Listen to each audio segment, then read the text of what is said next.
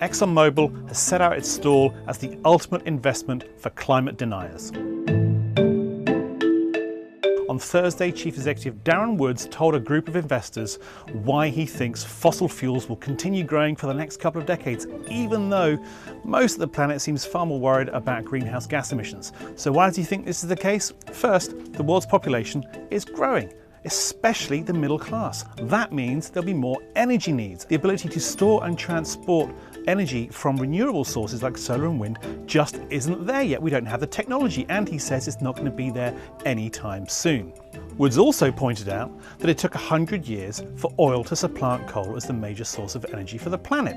So obviously it makes sense that it's going to take roughly the same kind of time for solar and wind and other such sources to supplant oil. But he has another trick up his sleeve as well. There's a chart he's got. It's a fantastic one. It shows that most of his major rivals have significantly cut their investment spending over the last few years, which means opportunity for Exxon. He's going to put 30 to 35 billion a year to work over the next 5 years to increase more drilling projects, but also he is going to put some money into biogas, and he also is relying on technology that is yet unproven, and that is carbon capture and storage. Maybe it'll work, but it needs to work at scale, and it's nowhere near that, just like electric batteries apparently. What are the risks to this? Well, firstly, there's a lot of investment going into renewable sources. Just on Wednesday, General Motors said it's putting $20 billion over the next 5 years into electric and autonomous vehicles, and it's going to do really well getting really good batteries out there. Tesla's doing the same thing.